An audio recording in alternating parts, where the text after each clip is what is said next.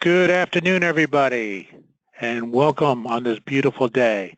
I'm Joe Corio, Senior Vice President of URL Insurance Group, and I want to thank everyone for joining us today, and also thank you for all the business you put through URL Insurance Group.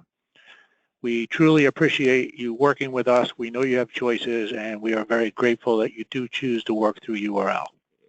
So thank you for your business. Now, we do have a lot to cover today in regards to the Department of Labor rule, so let's get right to it. Since our last webinar in regards to the DOL, which was back in mid-April, when the rule was delayed until June 9th, there have been some changes to the rule. And first and foremost, let me make it clear that the rule will be effective June 9th. There will not be any more delays or repeals on the rule until June 9th start date. So I've been getting a lot of questions to that, and it is definitely going to happen June 9th. At the same time that the Department of Labor announced a delay of the best interest contract back in April, they also announced that the fixed indexed annuities can fall under the 8424 exemption. So that's a good thing for insurance-only agents, life licensed only agents. So with that in mind, let's take a look at doing business after June 9th. It'll be a lot different, so I want to kind of walk you through what the differences are. Beginning June 9th, the expanded definition of a fiduciary investment advice will go into effect. So agents selling annuity contracts and life insurance policies that will be funded with qualified assets will be acting as a fiduciary, and you'll be subject to transactions under the rule. Now, there are two exemptions that are available which provide agents relief from the prohibited transaction provisions. And the two are the prohibited transaction exemption 8424, which we'll refer to it as just 8424 exemption. And the other is the best interest contract, which is called the BICE. You can exercise either of these exemptions to sell annuities or life insurance policies to retirement clients and continue to earn commission. If you are a life licensed only agent, you will want to use the 8424 exemption every time. Since most of you are life licensed, we're going to concentrate on that for the right now. So going from June 9th through the end of the year, you can write annuities and life insurance with qualified funds under the 8424 exemption. Now, under the new guidelines, by using the 8424 exemption, a financial institution will not be required. This means that no one needs to sign off on your qualified business after June 9th, as we thought might be the case when we talked earlier this year. All transactions are between you, the financial professional, and your client. The best interest contract is not required, although it is still there for your use should you need it, and I'll get into that in a minute. As the agent, you will be totally responsible for full disclosure and product recommendations that are in the best interest of your client, and you will need to comply with the impartial conduct standard. Now, the impartial conduct standard requires agents to act in the client's best interest. They have to receive reasonable compensation, and they have to avoid any misrepresentation. Now, if you're a registered rep or an investment advisor, you should adhere to the guidelines outlined by your broker-dealer or RIA. The BICE is still available for from your broker-dealer or RIA, and they may require annuities to be written under the BICE rather than the 8424 exemption. Again, license-only producers do not have to use a financial institution or the BICE at this time. I might add that the exemption should be used for all qualified business starting June 9th. This is a little different than we thought earlier in the year as well. This means qualified indexed annuities, qualified traditional fixed products such as multi-year guarantees, and even qualified business that is used to fund single premium life policies. In general, all qualified business. With the 8424 exemption, all the responsibility is going to be on you, the agent, not URL. We will not be responsible for your actions, nor will the carriers that you will be using. They will not be responsible. So with that being said, we want to make sure you know what your responsibilities are, so that because of that, we're going to outline those right now in a little more detail. The producer responsibilities under the 8424 exemption are: compensation must be disclosed. There must be no misleading statements, including your advertising pieces. You need to have full disclosure of the conflicts of interest, and we'll talk about all these in a minute. All recommendations must be in the best interest of the client. A disclosure statement must be signed by the customer. Signed disclosures must be kept in your client files, and you have to keep them there for 6 years by law. And some carriers will require disclosures to be submitted with the business. All of these items you need to cover with the client can be combined in one disclosure. Now, URL will provide a template of that disclosure, and it will be posted on our website in a few days. We're really waiting to see a few more sample disclosures that some of the carriers are putting together to make sure that we incorporate everything that you will need to have in one disclosure before we have it ready for our website. Some carriers will provide you a template as well, and you might have received them already. You can use any one you want. It's your responsibility to keep it in your file. The disclosure must cover product recommendation, compensation structure, any conflicts of interest, product fees, and of course, you must not use any misleading statements. It generally states that you are acting in the client's best interest in making product recommendations. So what will the disclosure look like? Well, this is an example of what specific information will be included on the disclosure URL we'll be providing for you before June 9th. And it will be on our website, like I said, in a few days. The disclosure coincides with the conversation you should be having with your client. You will need to tell your client that commissions are paid to you in connection with the sale, and these commissions are based on their premium payments. As you can see here, you can either enter the percentage of the first year commission you're going to earn, or any subsequent commissions if they do apply. Next, you will need to disclose any conflicts of interest. Conflicts of interest could be if a carrier was, you were suggesting, let's say you were going to do North American or Equitrust, and they were offering a trip, or maybe they were offering a free iPad if you sold so much business. Well, you need to disclose that.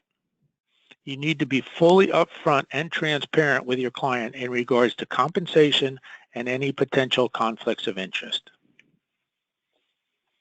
All fees and charges will need to be disclosed to the client.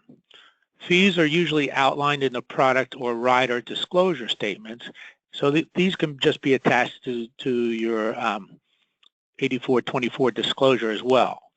We will include an area in our disclosure for fees should you want to use them, but I believe the disclosures are going to do a better job for you. Just make sure you show them to the client so they understand what they are purchasing. Okay. In addition, you cannot make any misleading statements to your client. This is a key part to the 8424 exemption. You need to disclose what products you can sell. For example, if you're an insurance licensed only agent, like I am now, you need to disclose that to the client that you can only sell insurance products. If you are a registered rep, then you need to disclose what products you can sell under your broker-dealer. But the client has to know what your limitations are, in other words. You can't deceive them or make them think that you can sell them anything that's out there. Also, be sure all your information is accurate. Don't misrepresent the meaning of the disclosure. By this, I mean, don't just wave it in front of your client and then ask them to sign it. For your own good, make sure you go over it with them and have them sign it. It might even be a good idea to have clients initial the main points of the product disclosure. Again, this is your neck that's out there on the line. We're just trying to help you protect it. And last, in regards to advertising and marketing materials, make sure your marketing materials are current and accurate, and make sure they're not misleading. In other words, if the client is coming to your office for a potential appointment to purchase an annuity product, make sure they understand what they're coming in for. Don't bring them in under false pretenses. Your advertising and marketing materials must provide who you are and what your intentions are. Now, carrier requirements will be different between every carrier. Most of them will not require that you send a copy of the 8424 exemption disclosure with the application. At this point, I don't know any carrier that's asking for that. Some of them will provide you a template for your use should you care to. And you'll notice when you look at these, all of them are pretty much similar to the one I just showed you on the screen. Some carriers, including two of our top carriers, Equitrust and American Equity, do have an agent certification form that they will require that you send in with qualified business. Now, this form is to be signed by you, and it basically indicates that you have done what is necessary under the new rule. This will be part of the application packets if you get them off the company's website, and if we're sending you one, we'll also include it as a separate PDF. In addition, there are also many different variations of what will happen if new money is sent in on an existing qualified case to a carrier. You need to check the carrier for their particular rules. I'm going to give you two examples. With Equitrust, if you wrote a flexible annuity qualified 2 years ago, and the client sends in additional money next month or the month after, there's nothing else that you need to do. With American Equity, their stance is if you had a policy issued previously and it was qualified, and the client sends in new money, then they will notify you as the agent and let you know that new qualified money has been received, and they will ask you to send in a signed attestment that you have acted in the best interest of the client. You've talked to them about it. The client will not have to sign anything, but you will. So each carrier is going to be a little different. So check with the carrier you're working with for their particular rules, or give us a call. And if your carrier is offering a webinar, and I know I got 3 webinars today I signed up for, I suggest that you sit in on it, especially if it's a company you're using a lot. In addition, you can check the carrier's website for requirements that they may have, because each carrier is going to act a little bit differently. Now, URL will be a resource for you. Please look for our disclosure that we posted on the website in a few days. And a recorded version of this webinar will also be posted on our website so that you can refer back to it if you need to. You can feel free to call us for any additional information or for any updates that might take place in the coming months. Keep in mind, on January 1, 2018, we will be required to act under the best interest contract as we understand it today. Now, of course, this is subject to change between June 9th and January 1st. And I'm hearing a lot of rumblings where government is looking to make some changes. They might even get the SEC involved. There's a lot of rumors and stories out there. But it might change, or it might be eliminated, or so we'll keep you posted between now and January. But for now, you just need either the 8424 exemption, or if you're a broker-dealer or a registered rep, you should work by your broker-dealer rule. We are prepared and ready for full implementation of the DOL fiduciary rule come January. We were ready in April should we have needed it, but we didn't. We would be ready June 9th if we needed it, but we didn't. So we'll be ready January if we do need it. I'd just like to let you know that we're here for you as always, and we'll be your source. and we want to make sure that you're able to do business without any interruption. Okay, I'd just like to take a few seconds here to recap what we just covered. And again, on June 9th, the DOL rule will start the transitional period for all qualified business, whether it's indexed, traditional, or even life insurance. And you can write those products and still receive commission when using the 8424 exemption. You will need to use a disclosure statement, which will be signed by you and the client and kept in your file for 6 years. You do not need a financial institution as a licensed-only agent. You can use the 8424 exemption. Registered reps and investment advisors should adhere to the rules that are set out by their broker-dealer. And in January 2018, the full DOL rule will take effect. We will outline those requirements as the year goes on. So that concludes what we have today. We'd like to again thank you for all your business. We hope this was informative to you. Again, keep in touch with your companies and their websites. And if you do have any questions, please don't hesitate to call us. Our number there is on the screen. Thank you, everybody, for joining us, and have a great day.